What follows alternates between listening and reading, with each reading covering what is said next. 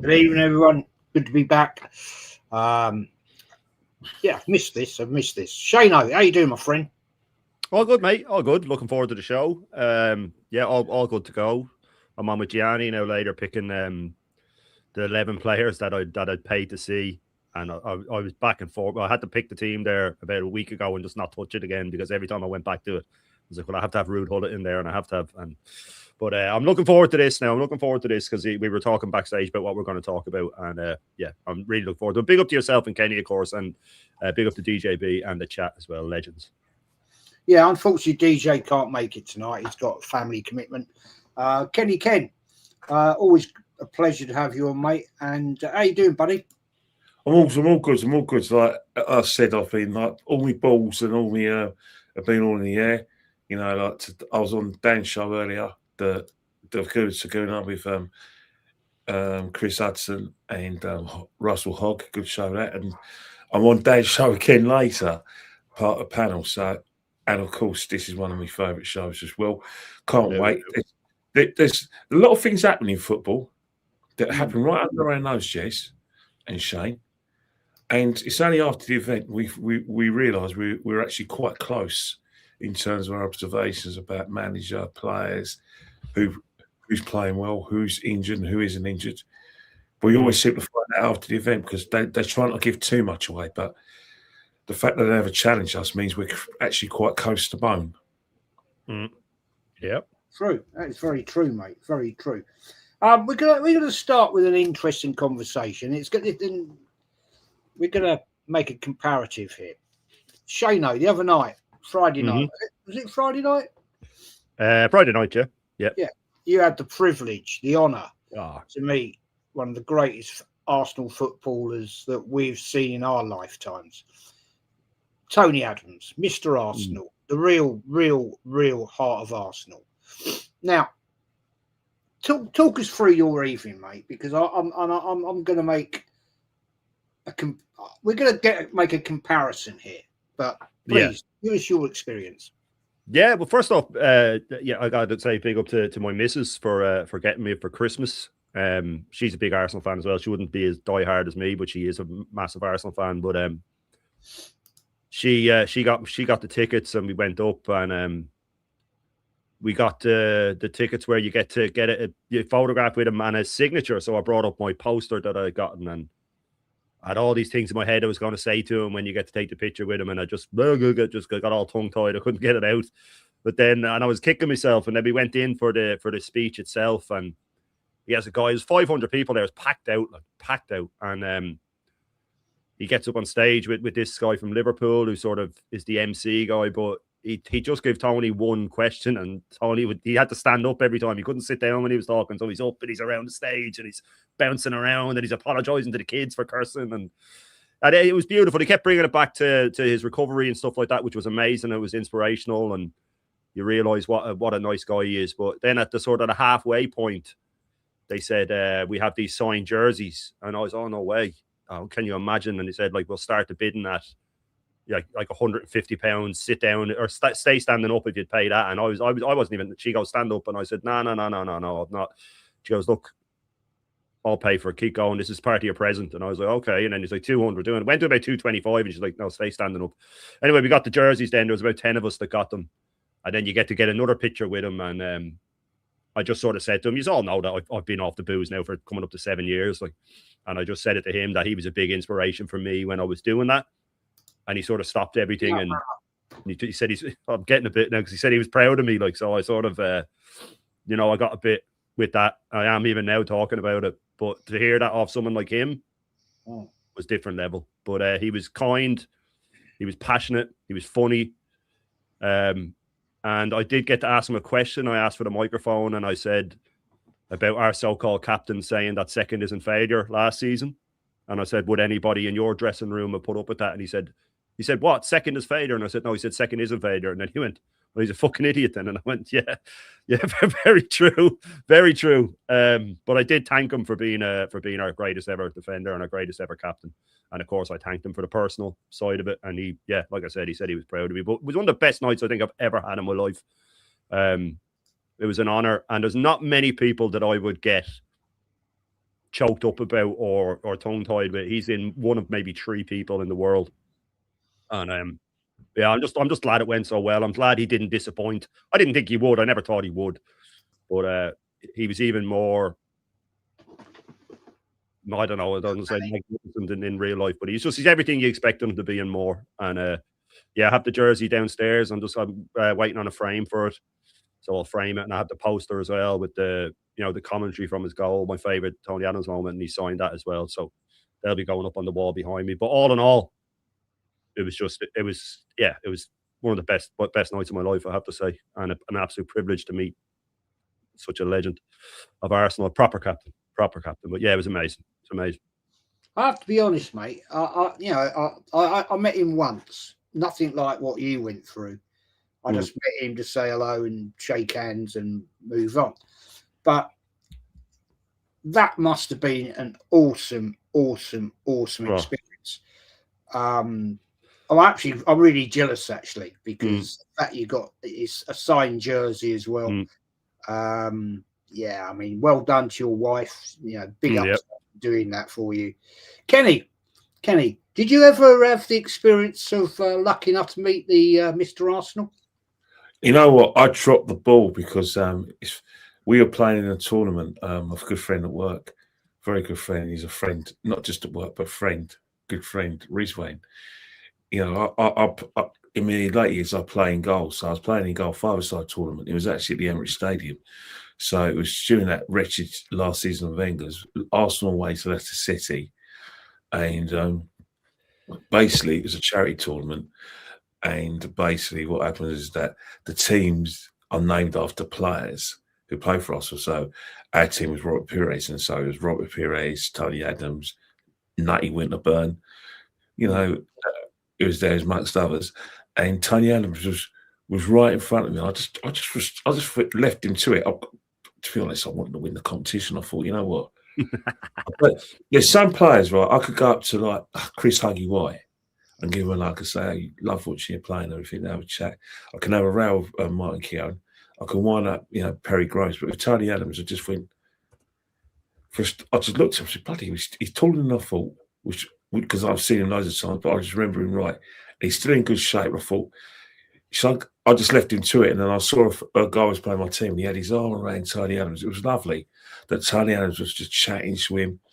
I can just imagine what they were talking about, but it wasn't the great state of our club in 2018. But yeah, that was a beautiful thing about it, is that Tony Adams was just walking around the pitch, and one of my teammates, Alistair, just had his arm around him, and they were just walking around like long lost brothers, and that was nice. So even though I didn't go up to speak to Tony Adams myself, to watch Tony Adams, be like that, be down the earth like that, it was something. And you could tell that he still loves our great club. And he always will love a great club. Clearly not born to be an art. He was probably West Ham when he grew up. But when you look at the foundations, and you're actually got the responsibility, and it was a massive responsibility of being our captain. Statue well deserved. When Tony Adams comes to Arsenal, they must stand and bow. Like I said, make sure that he's tucked in. Enough, because that's how great he was for us, and still is. Sorry, Jez, I just want to add to that just really quickly, because when I did message the likes of yourself, Kenny, DJB, Aaron, people like that, you were all so happy for me. Everybody was really happy for me, and I think that's amazing that over here we're called so-called negative fans, and anyone like yourself or Kenny or whoever that I messaged were all delighted for me. And I think that just wanted to say thanks to everybody for that as well, because that was a nice part of it too. Absolutely, mate. Absolutely. Mate. Just big up Manny. Good to see you, mate. And Mama Flossie. I haven't seen Mama for ages. I hope you're well, everybody. Emerson Crozier, even Jez, Shane and Kenny. Even to you, my friend. Australia knocked out the 2026 T20 World Cup, Kenny. Ooh. Yes. Who would have thought it? They thought they'd just turn up and because they're Australian and win it. But yeah, I just seen the debate on YouTube. Ian Healy's completely having murders about the team they picked. But in this part of the world, do you really think we're going to be mourning Australia losing? I don't think we will. We love it when Australia losing anything, especially cricket. Well, yeah, in anything really. But Manny, I had the honour of speaking to Mr. Adams on the phone. I was staying with his close chum in Palm Beach, Florida. Man, you live the high life. Palm Beach for Thanksgiving. I got to speak to him on WhatsApp. I will never forget that. Big up. Well, fantastic, man. Fantastic. You obviously live in the top circles, Manny. Big up to you, my friend. You know what I'm saying? But I want to just want to get onto this. Christopher says, Jez, would you give Arteta another season if he won the FA Cup and Carabao Cup? No. It's got to be bigger, mate. No, sorry, not with £1 billion spent. You can't throw this league away and stay in a job. It's impossible. No, not for me. He has to win big. It's got to be Premier League, Champions League, and a domestic cup. That's the agenda for me. It's time to kick it on. It's time to actually say, step up, mate, step up, and actually deliver the goods. As Kenny would say, it's time for Arteta to put his nuts on the table and actually show what he's got, because enough is enough now. Manny says, Shane Gooner, he was a decent player for us. Shame he couldn't quite kick on. Like talking about Torreira, yeah. Torreira had his moments. True. Yeah, I hear you. Yeah, I agree with just asking to see. Yeah, I look, mate, I hold this club to standards, you know. There's a lot of Arsenal fans out there that don't. That get along gang. It's all nice to be at the stadium and enjoy the experience and have a nice day out without actually expecting to win any silverware. No. If that's what you want, don't support the club. At the end of the day, this club is an elite football club, or once was, and therefore we demand standards. Well, I do, Kenny does, Shane does, a lot of other YouTubers do. Unfortunately, there are a lot of other YouTubers out there will accept mediocrity. I don't. That is failure. Failure in life means you win nothing. Anyway, let's move it over. Right. Shano, you had that honour, that great honour of meeting Tony Adams. Give me your comparison. And the reason I wanted to start a show like this, right? A lot of debate, a lot of talk about Martin Odegaard, our supposed captain. Can you make a comparison between the two? No, I don't think it's comparable at all. You know, some things are just non-arguments. It was like, but then you'll still find people that will argue it. To me, it's like the other week with Christian saying we play the best football in Europe. To me, that shouldn't even be a discussion, because it's such an outrageous statement that there's no point talking about it. Someone can't be sane if they say something like that. But to compare these two as players, as captains, no. I mean, to be honest with you, if you were to ask someone who's the greatest ever Arsenal captain, most would say Tony Adams. Some, like Lawrence, would say Frank McClintock. And I understand that because of the first double. But for me, it's Tony Adams over what he did over a certain amount of time. I can get the Frank McClintock side of it, 100% I can. But if you were to ask them the best captain, like I said, Tony Adams would probably be a lot of people's. If you ask the people the worst ever Arsenal captain, most people, apart from the modern fan, would say Martin Odegaard. You know, so we're talking about a complete galaxy between the two. As for the sort of has he fallen out with Mikel Arteta? I don't know what to believe, if I'm being honest with you. This guy's just full of it. He's come out now with all the Calafiori's fine, and Ben. This is the first time I've ever heard this. Ben White had fatigue in his hamstring. I've never heard of a hamstring getting tired. In other words, his hamstring is knackered, mate. It's absolutely knackered, and it's probably gone again, or it's close to going again, and you still want to play him. That's what we're dealing with. But as for the Odegaard falling out thing, I don't see any legs in it, because people are saying, "Oh yeah, well he dropped him for Leeds." Yeah, he did that because of the pressure after the United game. That's what I was saying. When we booed, or when people booed, and everyone said it's a disgrace, we got a reaction. We got Odegaard dropped. We got attacking football against Leeds. We got all the things he'd been asking for. He always then gradually goes back to type. You know, it'll either be Wolves or Tottenham where we go back to playing stagnant football and playing for set pieces again. But when you think about it, Odegaard, he trusted him enough to rush him back, because he was clearly rushed back for that Brentford game. then bring him on the second he got a chance to bring him on, which was half-time. He then came on and misplaced a few passes. People put it down to him that the tempo went up. No, it's not. It's because he told them at half-time, right, now go out and attack. And then as soon as we got the goal, he shut up shop again. And then Odegaard was at fault for the equaliser. He doesn't want to answer much questions on his injury because he made him play on. But, I mean, I don't know anybody that's stunned by that. You know, I mean, he made Marino play on with a broken foot against United. Guy's out for 5 months now. You know, you would have been out anyway, I know, with a broken bone. But I can tell you one thing for sure. Playing on with a broken bone certainly makes it worse. So, again, I don't go a bit round the houses here, but it still infuriates me that this guy isn't questioned more. Now, they are questioning him, which I'm surprised by the warm-ups. They're saying it's 4 players injured in warm-ups. I thought it was 5.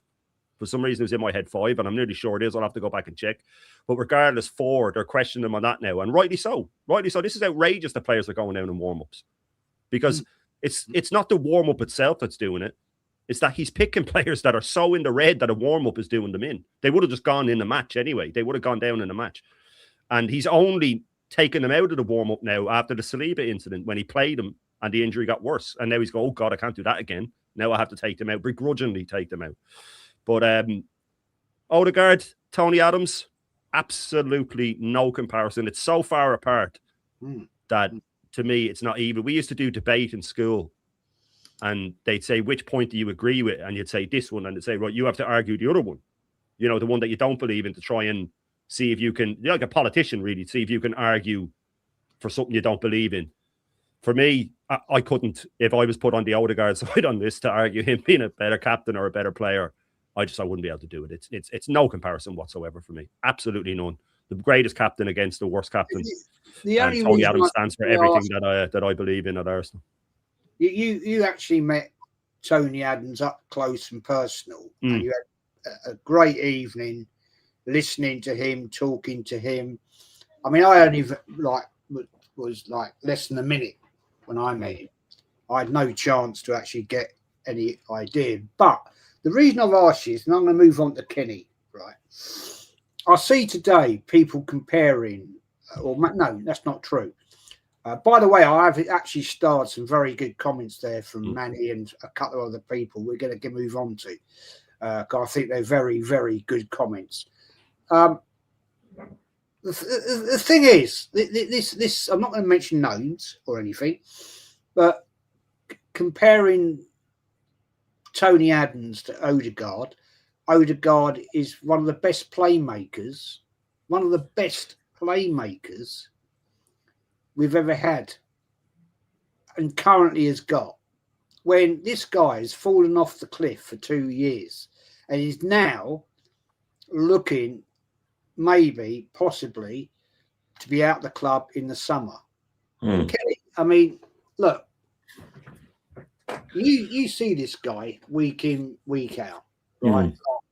It's always different at a game because you see everything. Like when I was at Pompey a few months ago, whenever it was, you see different things going on in the park, right? You can track plays, you can watch what they're doing, and all of that.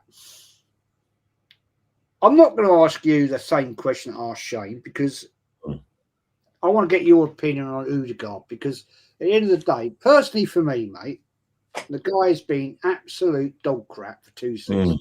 Give me your opinion. First and foremost, I just want to say hello to Emerson, Cozier, Dewberry. He watches your show every day. He's always in the chat.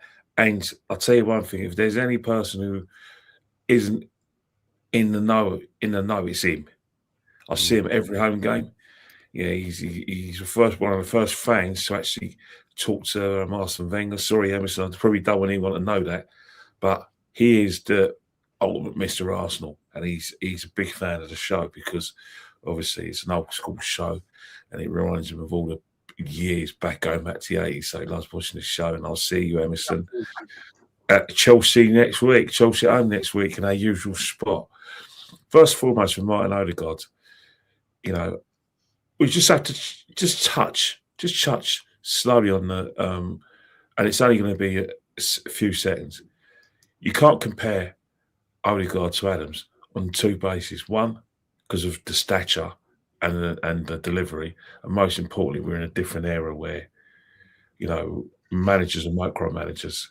So a manager like Tony Adams will never be able to like play for or work with Pep Guardiola and Mikel Arteta, because Tony Adams will question things and he will go public with it, as we well know when he was at Arsenal.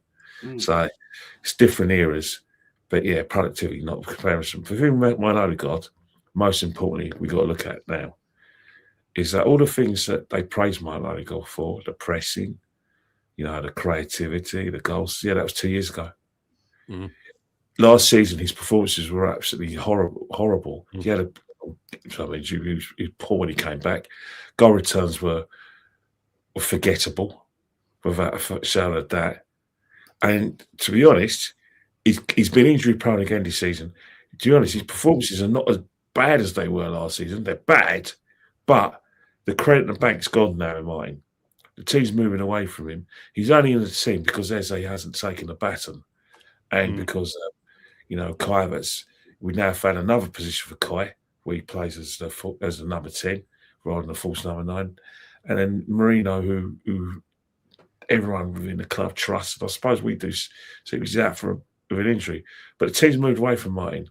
As I said before, Martin is no longer a catalyst. We're not winning games because of Martin. We're winning games in spite of Martin.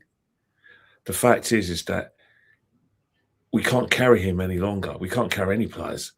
I was on the Dan show and I was talking about the buses. If you're from Stroud Green, Finsbury Park, Crouch End, Crouch Hill area, 2 buses that go through those areas, the W3 and the W7. The W3 and the W7, let me tell you something now. If you're going to Staple Road and the W7 is ready to go, and you're not on that bus, it goes without you. If you're in, like I said, Crouch End, Broadway, and you're trying to get to Finsbury Park Station and you're waiting for the W7, it's going to go without you. And this is Martin Odegaard. The team's moving on without him. And moving forward, regardless of what happens this season, we don't win the league, we're going to have to move on anyway. But even if we win the league, he can't be part of this team because we got to get to another level where we got to retain it.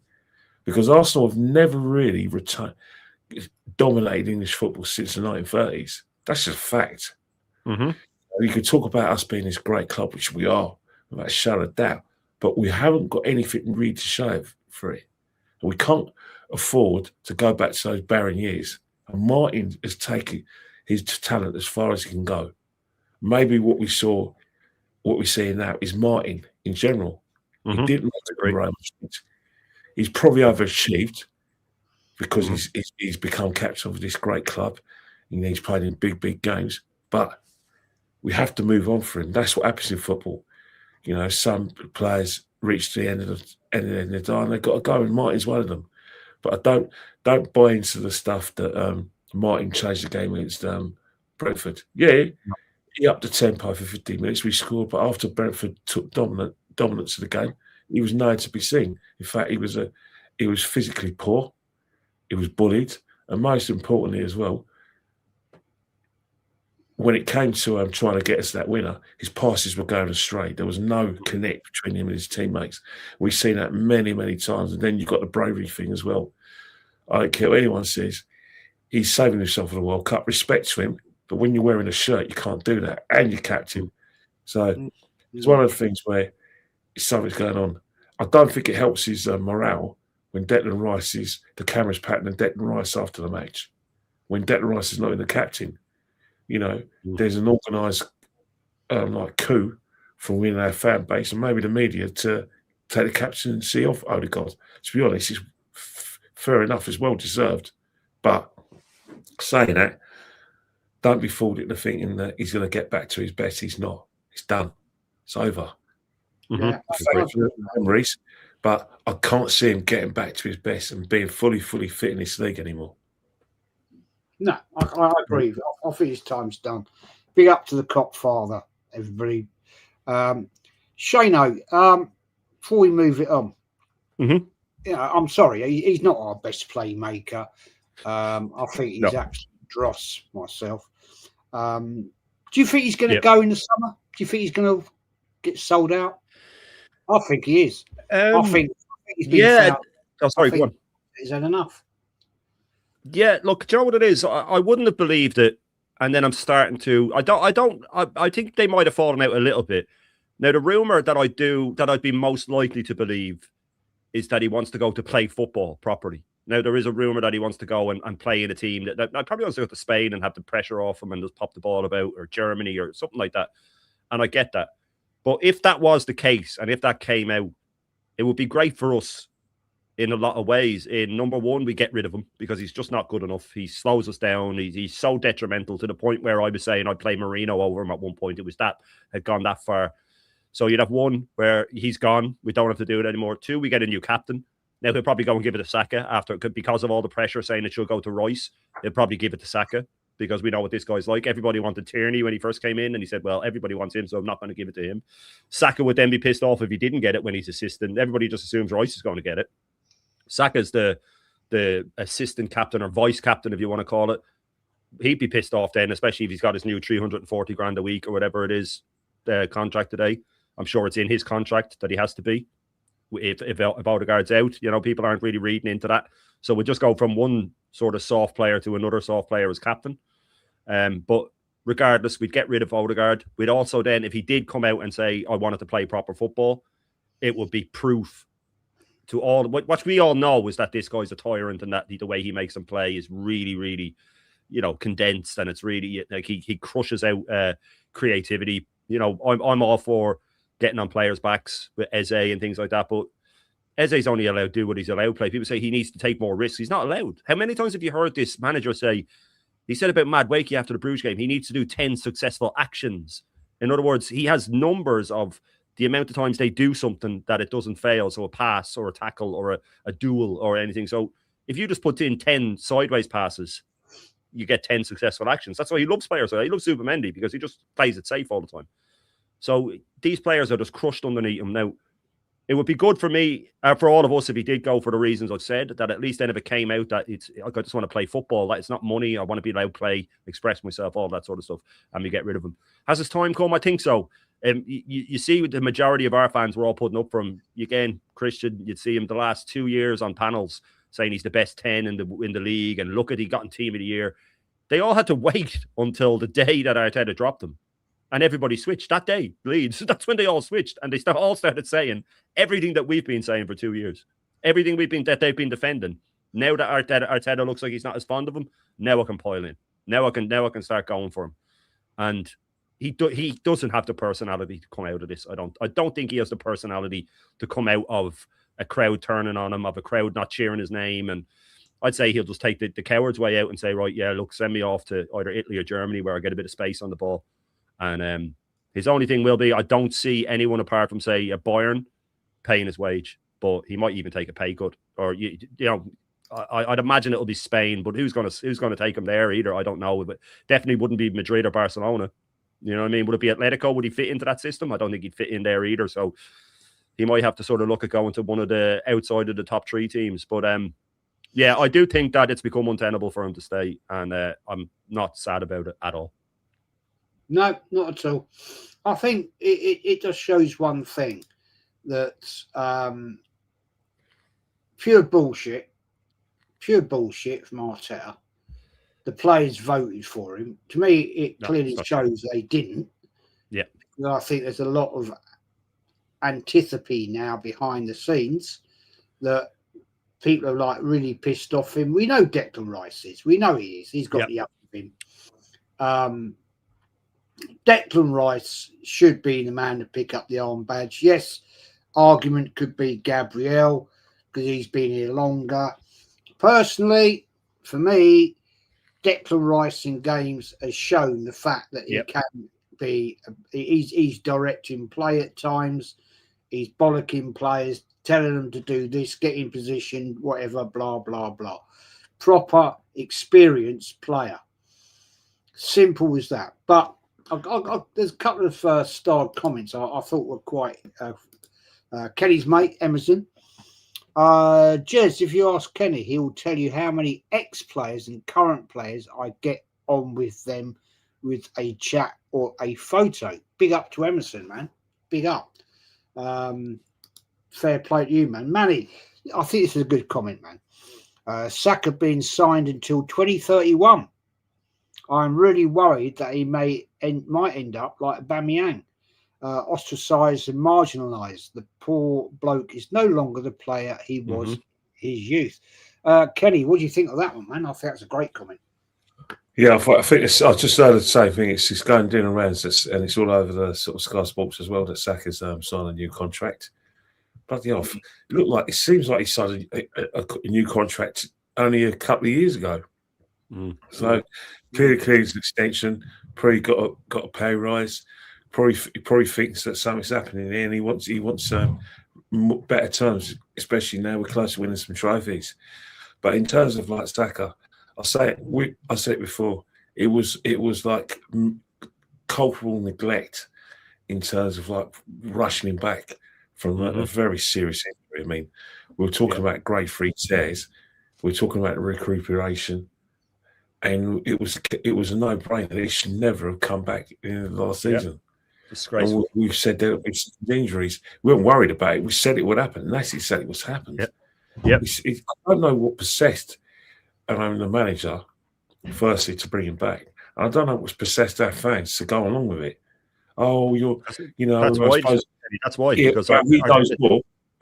And let's face it, hindsight is 2020. But I don't think any Arsenal fans thought we'd win the Champions League last season. We could easily have got given Real Madrid a run for their money. Probably just maybe nicked it without him, and we definitely would have like I said, had a game against PSG without him. The most important thing was long-term Bukayo Saka. There's some managers just can't help themselves. Mikel's one of them. He's done it with Kai as well. Yep. Overplayed his hands. Two of his most important players, Kai and Bukayo. Ben White as well. Yeah, but the ones he loves the most, Saka and Kai, he's run them into the ground. And it's a case of where there are going to be loads of inconsistencies now when it shouldn't be, and they're going to have to be played differently in order to get different results. It's a shame. It's really a shame what's happened with Bukayo Saka, because he's probably going to miss out on getting all those accolades as being a world-class player, because it's only at Arsenal that the majority of where he's seen is world-class. And maybe a few people who see highlight reels, he's not world class. Should be world class, and he could be, but this injury isn't helping him. And the thing is that he's got a World Cup as well, where I think he'll do well, because we don't play that same. International football's not the same intensity as the Premier League. But England, he'll be able to do his best work in the last third. So maybe he might have a good tournament, but at Arsenal, it's just a shame.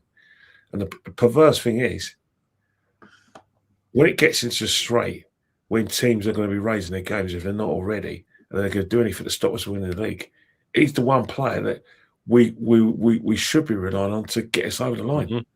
Yeah, I still believe if he plays well, we win this league. Yeah.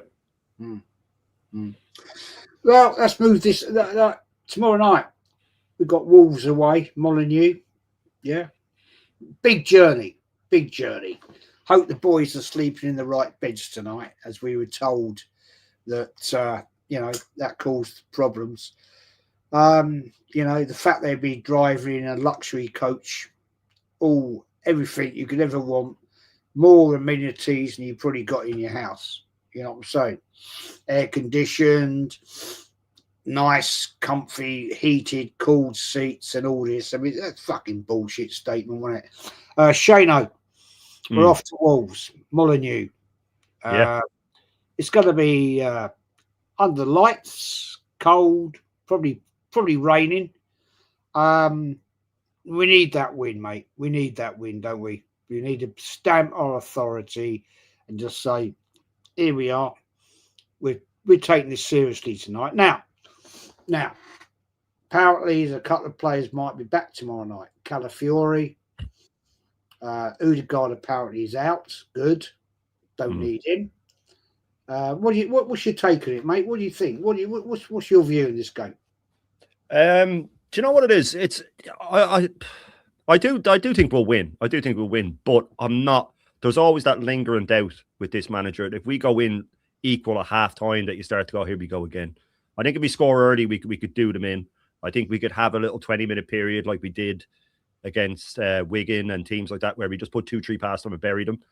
But the fact that they're basically down could go against us, because a few people have said it to me, and it's true, is that these players now at Wolves are going, well, I'm too good to play in the Championship. I need to put myself in the shop window, which invites players to start going sort of for individual moments. So the players, like their young lad Mane, they have the big lad up front, Oragaderi, he's 6'7" of muscle. He might. I thought when we played Brentford, I thought Thiago, he's going to target Mascara. He targeted Gabriel. He was throwing him around like a rag doll. I think I couldn't believe. I thought, why isn't he going for the younger lad? But he obviously saw Gabriel as the weaker one. So I could see him, giving our centre backs problems. I don't think that Wolves are just going to sit back for the whole game. I think they'll look at Brentford and go, we'll have little periods where we come out with blocks and we go at them. And if we don't take the lead early and we go in a halftime draw, I'd worry. If we're going in a halftime winning by 2, it's over. You know what I mean? It's over. They're just going to, shut up shop and try and just keep the score down. But no game for me in the run in now is going to be easy, and that's the way it should be. I understand, but I just think of, say, Liverpool last season when they were first. They were on 63 points or something at this stage last season. They had buried us by now already. I think they were 10 points clear at exactly this stage. And I always refer to their Brentford game away from home when they went 1-0 up in injury time, Darwin Núñez. And then Brentford started coming at them, and Liverpool pushed forward again in injury time and got the second. And I thought, that's what you do. If you want to win leagues, that's what you do. You finish them off. And if they had been coming up and first, and they were playing 20th place Wolves, and then I'd be going, oh, well, they're guaranteed 3 points. Hopefully they slip up against Tottenham. But I don't think City are thinking that with us. I think City will be thinking, there's a little chance that Arsenal could stumble here.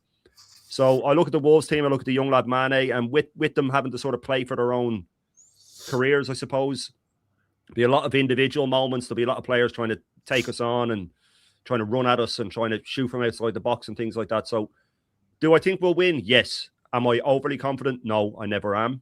And would I be surprised if we're sitting here on Thursday saying, I can't believe we drew at Wolves? I wouldn't be surprised, which is worrying for me. As for the players coming back, I think Calafiori will probably be pushed back to go on the bench, but I wouldn't be, again, surprised if he's not on the bench. Ben White, the same. And then there's talk of Havertz and Odegaard being rushed back for the weekend. So the injuries now, I think that, I said it this morning, that I think every 2 games we can sort of be guaranteed an injury now on the run-in. And these are the ones we hear about. So I do think that we're going to start I think this is the stumble already, and I hate to say it, but I really do. But it's massively important that we win, because if we slip up in any way, shape, or form, draw or loss, the North London derby looks nasty. And this is what Tudor does. He comes in and he fixes up teams and he makes them hard to beat. But I think we'll win. But I don't think it'll be easy. I think we'll make hard work of it and get the win in the end. 2-1, I'd say. Yeah, I agree with you on that one. Christopher says, Jezzy, you going to the League Cup final? Yes, I have secured a ticket at a silly price from somebody that subscribes to me. So he can't make it, he's away. So I'm looking forward to that. Been a long time since I've been back to Wembley. So let's hope it's going to be a great day out for us. I've started a comment, Kenny, which I want to ask you this one. Kenny, views on the standing area from 26-27 season. Is it near you? You're muted. Kenny, you're muted. Sorry, I'm going to read out to you, yeah, because it's a good thing, because this is a public services announcement. But this is what I've got from my good friend Roger. He sent me 2 things. Well, first and foremost, Arsenal to install safe stand at the Emirates. Clock end lower next season, North back lower the season afterwards. So around 13,500 supporters, including away fans, will be licensed at standing areas by the 27-28 season. So that's where it's going to be the lower clock end next season, and North Bank lower. So the West stands are still not going to have safe standing, but the clock ends. Do you think, Kenny? I think this is quite incredible.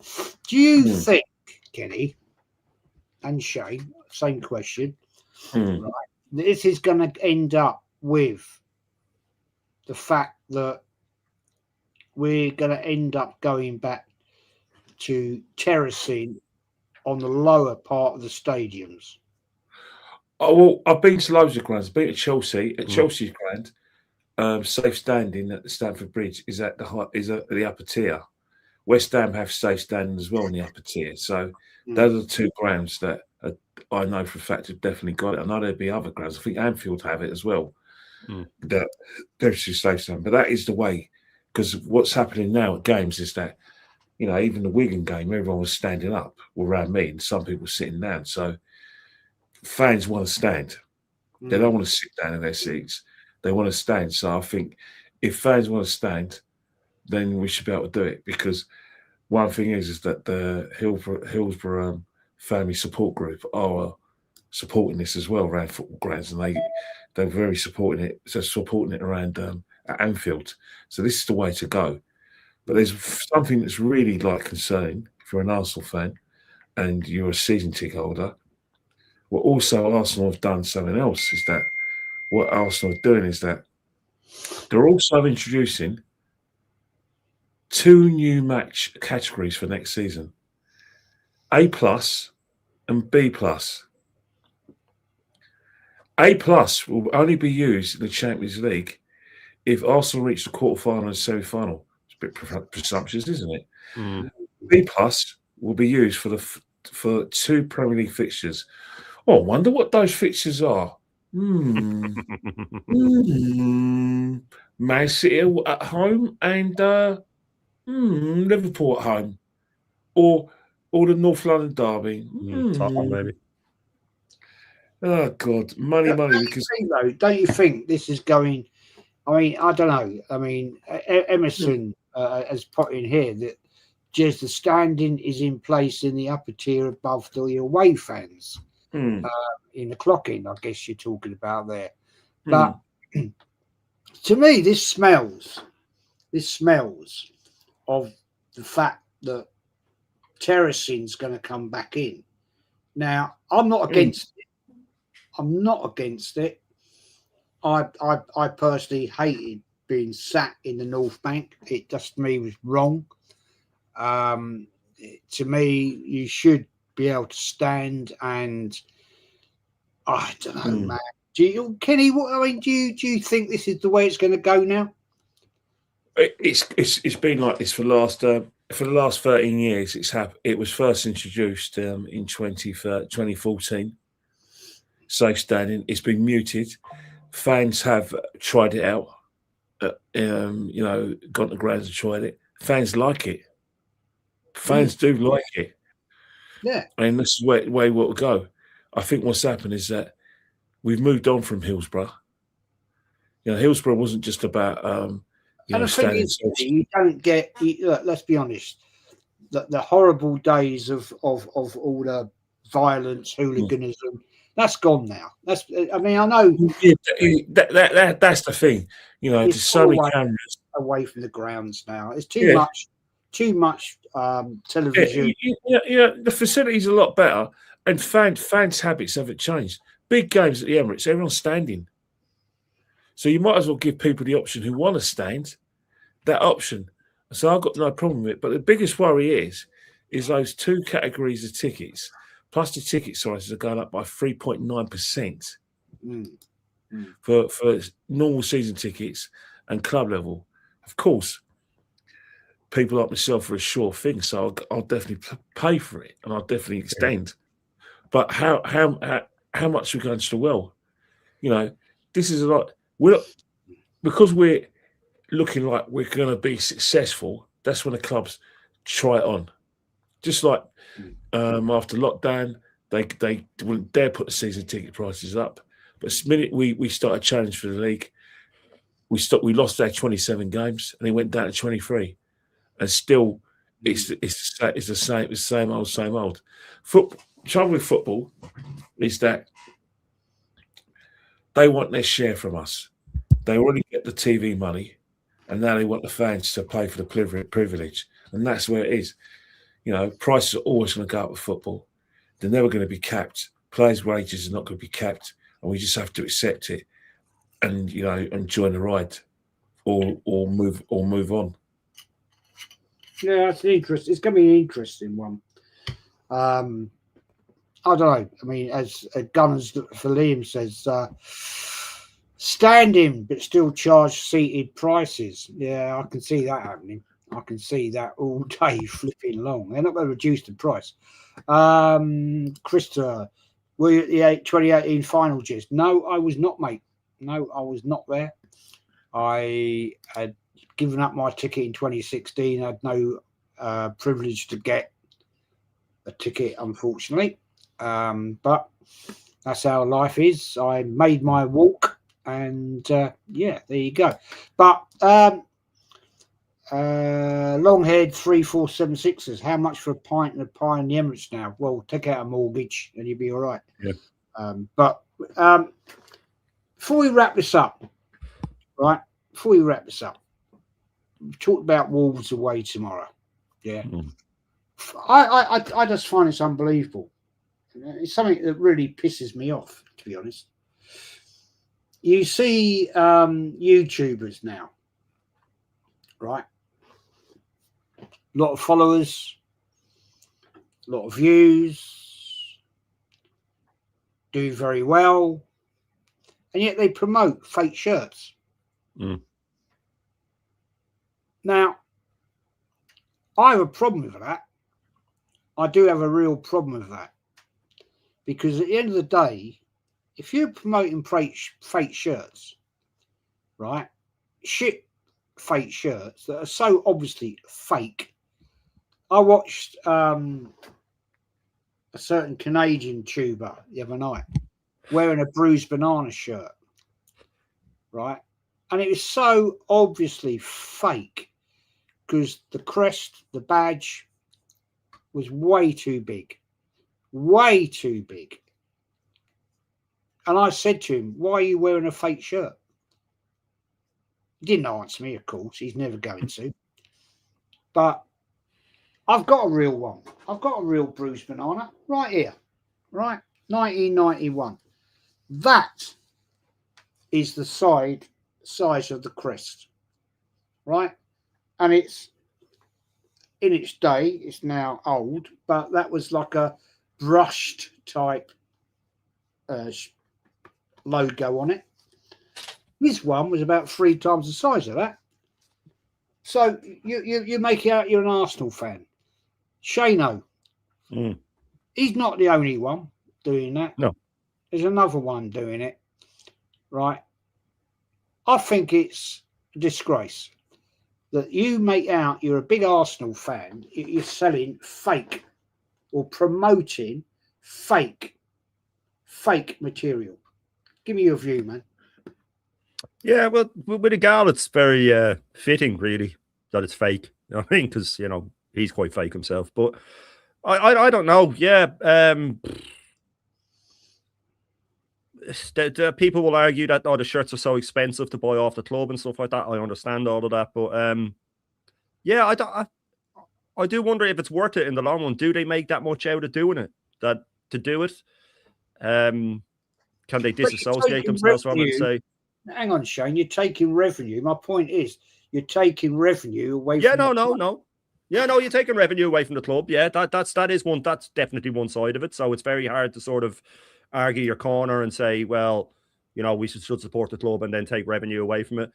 I wouldn't do it myself if that's the way to put it. Not that anyone would come to me with the language I use and stuff like that when I'm live, but I wouldn't do it myself. Other people that do it, does it look nice? No, not really. But yeah, it's a tricky one. And I suppose it's not even tricky. You just shouldn't really be doing it. You shouldn't really be doing it. People say each to their own. You got to earn your money and all that. But yeah, no, it's not for me. It's not for me. I think that it's a bit distasteful. But you know, I don't know the full ins and outs of it.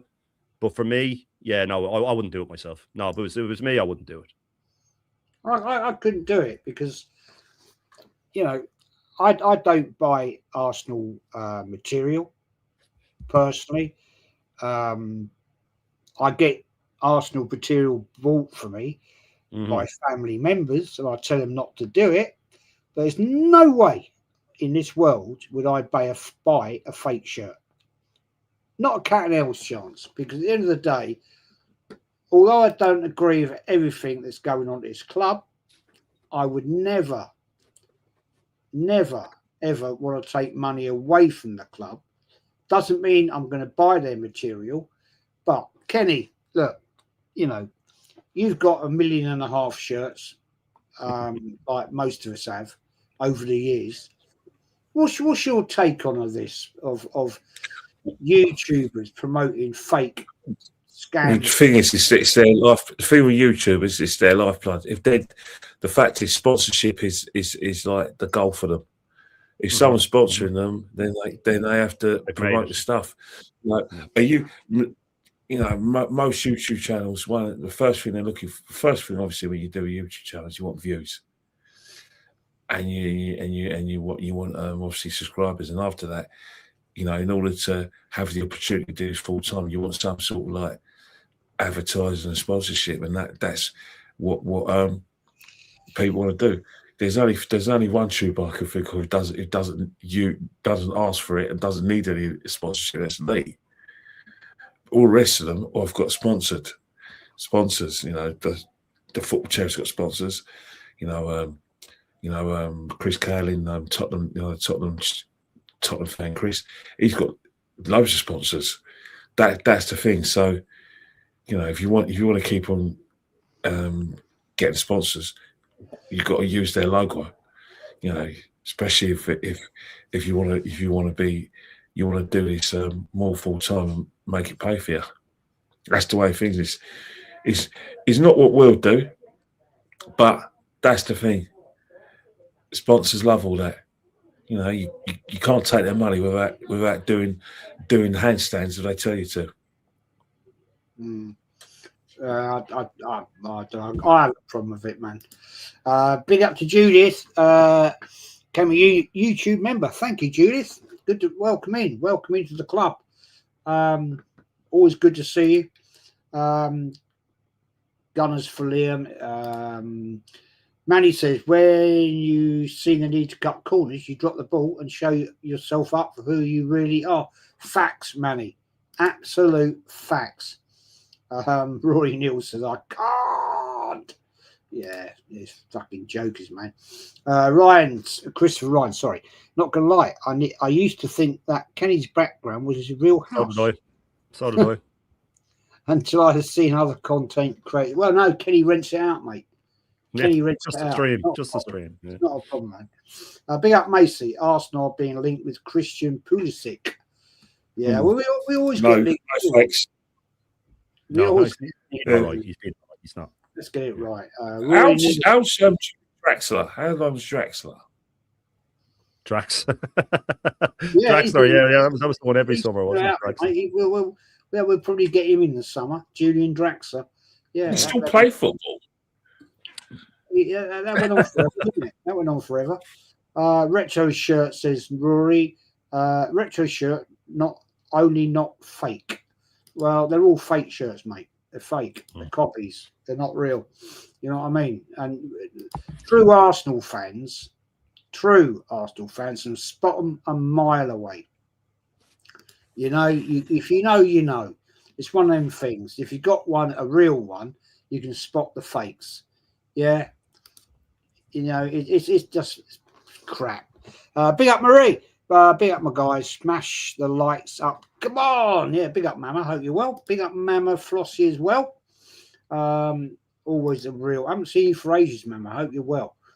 And we're going to wrap it up shortly. Martin, big up Marie, as always. Rory says, either real kit or retro, only for me, no fakes. Yeah, I won't support it. You know, I don't have to buy real shirts because I don't want to spend the money in the club. But if people want to buy me one, like I do get them bought for me, birthdays and things like that, that's fine. I ain't got a problem with it. But at the end of the day, it's to me, people. What winds me up is people out there on YouTube promoting Arsenal and promoting their channels, and yet they're promoting selling fake shit. I think that's an absolute bloody disgrace. I'm sorry if you don't like it and you don't ever invite me on your channel again. I don't really give a shit, because at the end of the day, if you do that, to me, you're fake, because you never ever do that if you're a true Arsenal fan. You're actually shamming the club. And I can't hang with that. I can't hang with it. Sorry. JJ07 Football 10, big up you three. Respect all of you. Big up to you, man. Thanks for watching. We're going to wrap it up shortly. I want to get now I've said my thing about that. Yeah, Marie. Yeah, fake fans equal fake shirts. Yeah, there you go. Says it all. I've got a Diadora fake Wraith Rovers kit from '94 Cup final versus Celtic. Big up to you, mate. Big up to you. Yeah, big up, man. Alex the Bossman 3000, living in the future. Big up the panel. Big up, man. Marie, yeah, it is Marie. It is. It's a shit. Anyway, we'll move on. I'll wind myself up. Give me your verdict. Give me your verdict for tomorrow night. Shano. Give me your score. 2-1. I think we'll win. 2-1's my sort of go-to when I'm not overly sure. Having said that, I wouldn't be stunned if we were 3-0 up at halftime. You know what I mean? We do have that in us if we get going. I'm more interested in, will he use the Saka hype as a reason to drop Eze? If Saka starts in midfield and Eze's on the bench, every bit of confirmation you ever need that he doesn't trust Eze is right there. I don't think he will. I think Eze will start. I think Saka will be out the right. I think it'll be Gyökeres up front. Although someone said they could see Jesus, and I said maybe. Obviously Trossard then out to the left. I think the formation's quite predictable. Really, if we know who's fit, I think we know it's a must win. I'd like a convincing win. I'd like it to be, I know it was Wigan, but that sort of performance in the half and just take control of it and don't be afraid to play through balls and stuff like that. But will it be? No, I don't think so. I think we'll go back to type. And as I said, if we go in at halftime not winning, I'd start to worry. I would start to worry. They gave us a game at the Emirates. They weren't all over us or anything like that, but they came out at us when they needed to. Brentford played us off the park. And I just feel that we're running out of ideas at the moment. And it's been coming for me for a while. I see some players getting frustrated, and this could be a real banana skin, they can't even beat the team in 20 thing if we draw or something. But again, I don't think we will draw. I think we'll win. I think it'll be 2-1, probably 2-0 up, and then let one in with 10 minutes left and start panicking. But yeah, I would really love a good performance and a win. Would I take a 2-1 win? Yes, of course I would. But I'd still ask questions. But yeah, look, we need to win it, because then City have a game in hand on us. I do think City will beat Newcastle at the weekend. And if we hadn't beaten Wolves and then we're going away to Tottenham, even if Frank was still there, I'd be worried about that. I do have a bad feeling that the next 2 games combined will get 4 points. I just don't know where we'll drop them. And if we get 6 points out of them, all the better. But I'm not overly confident, but I do think we'll win 2-1. Yeah, I'm personally, I'm going 3-0. Nice. High sobriety. Why are you dissing Dan Potts? It's not just Dan. I'm not dissing Dan Potts. I'm not dissing Egal. I'm just saying I don't agree with what they're doing, promoting fake merchandise.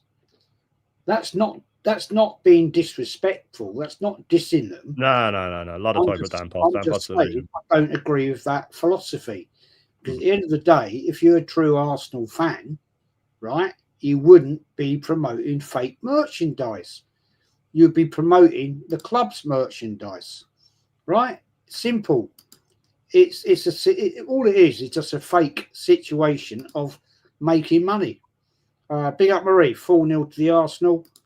That'd be nice. Perhaps going 3-1 to Arsenal. Manny's going 3-1 Arsenal. This time we need a statement win to show that we are capable. We are better. Sorry, we are better than that shambles at the Emirates. True. Well said, Manny. Well said. And Manny says we failed to beat Wolves. This is it for our title hopes. Agree. Big up the lads. 01 Zahino 01. Big up to you, mate. Good to see you. Why have faith when we know Arteta will do his usual, as he showed, be ultra defensive and lose the title by being a forward? I'm not sure what that means. Coward. Yeah. Got you. JJ07 Football 10 says we better go 7 points clear tomorrow. Anything less is not acceptable. I agree. Absolutely agree with that. We got to put our foot down now and say, hello, here we are. Let's do it. Thierry Henry. Oh, Thierry Henry's in the house, people. Here he is, the main man. Thierry Henry should be 3-0. We had a manager with balls, but we know Arteta is a coward of a manager. Mm-hmm. Yeah, every time they've been fitted. Big up Rashid, man. Go and support Rashid. Panel and chat, smash the like up as you enter. Kenny, give me your view on the game tomorrow night, man. The game tomorrow is going to be, I think Arsenal win 3-1. I think we'll be always one step ahead of Wolves. Yeah, we'll go 2-0 up there, get a goal back, and then we'll clear the game off for 3-1. That's what we do, Arsenal. We'll do everything we can to just win, and probably save some mental energy for the North London derby, which is a big game. Wolves are already done. They're playing for pride. They know they're preparing for the championship, and some of their players put themselves in a shot window. So it's a free hit for them. Every game for the Wolves is a free hit. To be honest, they're down and out. True, very true. I'm going with 3-0 myself. I think Arsenal will be too much for Wolves. I think they've given up. They've resigned to their relegation situation. But thanks, everybody, for your comments. Smash the likes. And it's been great comments tonight. I can't lie. Been very good comments. Shano, my friend, tomorrow, Bruce, the Irish breakfast. I love that show. Mm-hmm. I do watch it nearly every day. I don't always comment, but shout yourself out, mate, please. Yeah, no, big up for having me on. Of course, always a pleasure. Always a great chat, and always a wonderful chat. Putting in questions as well, and a pleasure to be with Kenny. Yeah, full Irish tomorrow. I will be back at, I think it's 8:45 tonight, or maybe it's 8:45. I'm not sure. I'll have to check. But with Gianni on his channel, I'll put up a link on my page when I go live with him. I have to pick my 11 players that I paid to see. So, it was a nightmare, but we'll discuss the players that I had to leave out and things like that. So I'm looking forward to that. Yeah, full Irish tomorrow. And then Thursday night, the Bruised Banana. And Off Topic will be back on Saturday when we discuss players that never reached their full potential. So lots of stuff in the pipeline. But next will be Gianni tonight, and then obviously the full Irish tomorrow. So big up to everybody, absolute legends. Make sure you're slapping the like as well. And let's onwards and upwards. Onwards and upwards. Yeah, big up, man. Big up. Kenny Ken, shout your channel out on Instagram. And you be on to Dan tonight. Are you on Dan tonight? Yeah, I am. Yeah, because I thought I was just going on the morning show, but I'm on the show at 9 o'clock tonight as well. And you can find me at Kenny Kane 1972, and I've got a game with something with I think I've got something definite at 6 o'clock with DJB, and of course I've got a ticket to the North London derby, so it's a massive weekend. No rest for the wicked, I suppose. But yeah, massive games coming up for Arsenal. You know, there's that only a win will do. You know, we can't afford to like sit in our wells. Can't afford to drop points because you never know what's around the corner. Man City seem determined. But it doesn't mean that we're going to flop. But who knows? Still, loads of points to be dropped this season, I think. Fair play, man. Fair play. I've got a new show coming up, which it was actually Shane's idea. So I'm going to actually try and sort this out with Shane when we can. It's going to be called the Legends Show. And we're going to talk about some of the greatest Arsenal legends ever.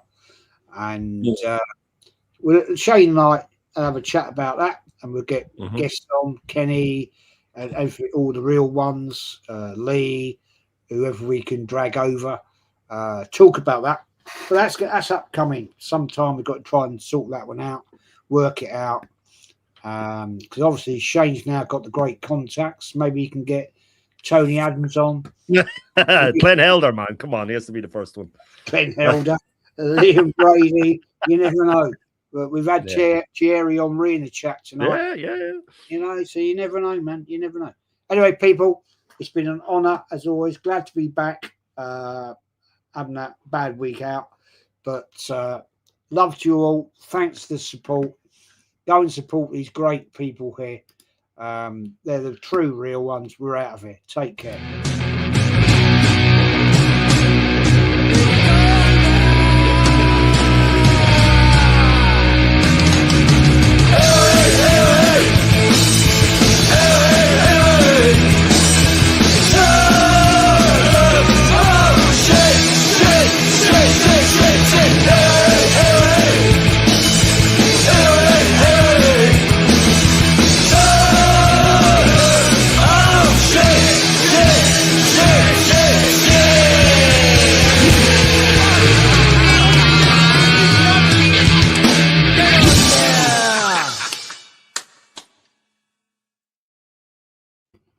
Nice one, guys.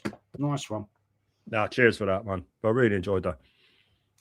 And I'll catch you later. I'm hungry. I'll see you later. Yeah, take care, boys. Yeah, cheers, lads. Talk to you later. Cheers for that, Jez. Love to the missus. Talk to you later, buddy. And we'll have a chat about doing the Legends Show.